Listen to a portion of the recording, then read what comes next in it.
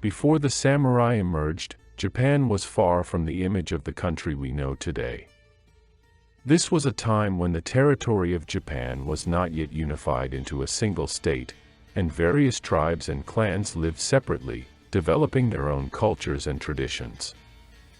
The early form of Japanese society was organized on the basis of tribal structures, and the country was permeated with local beliefs and religious practices. During this period, ancestor worship and reverence for natural forces played a significant role in Japan. People worshipped numerous deities associated with natural phenomena, such as the sun, wind, rivers, and mountains. The myths and legends surrounding these deities became the foundation of Japanese mythology, which later formed the basis of the religious practices that continue to exist today. The economy was based on agriculture, particularly rice cultivation. Different regions had their own characteristics depending on climate conditions and natural resources, which influenced the development of cultural traditions. Before the samurai, there was a system of hereditary rulers, and each clan had its own estate, relying on the many laborers from their villages. Ryuko, a young girl, the daughter of the local tribe leader.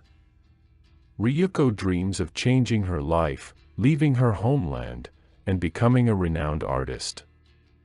She embodies the restless spirit of the new generation and is a symbol of hope for change in society. Takashi, a farmer who works the fields and follows traditions.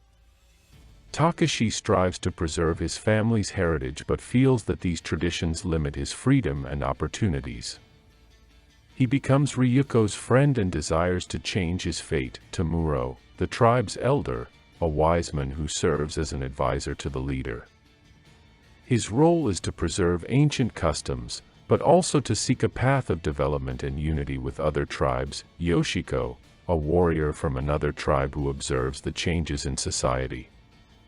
He understands the importance of fighting for his land but also wishes to influence the new political structure. The story begins in a small tribe located on the outskirts of Japan. Here, Ryuko, her parents, and other members of the tribe work the land and protect the local shrines. Though young, Ryuko is curious about what happens in other parts of Japan.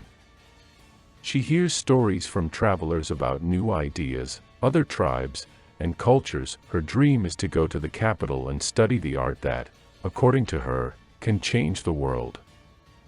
However, her parents, like other elders, believe that preserving traditions is the most important value. Meanwhile, Takashi, a farmer from the same tribe, faces difficulties with agriculture and begins to question the need to preserve old ways of life.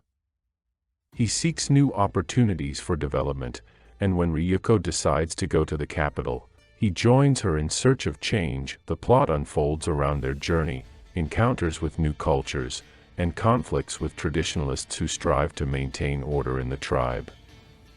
Ryuko and Takashi discover a world where old ways clash with new ideas, and their belief in change gives them hope for the future. With the rise of the samurai, Japan undergoes dramatic changes. Old orders begin to give way to new social structures, and the samurai become symbols of strength, discipline, and protectors of these changes. Ryuko and Takashi's lives become a metaphor for these transformations. They faced difficulties but eventually found their place in a society that was changing before their eyes. This story teaches that change is inevitable, but it's important to maintain respect for traditions and seek harmony between the past and the future. Japan without the samurai was different, but it was heading toward a future where new heroes would become symbols of change. This is a story about the strength of spirit, about how even in the darkest times, one can find light for oneself.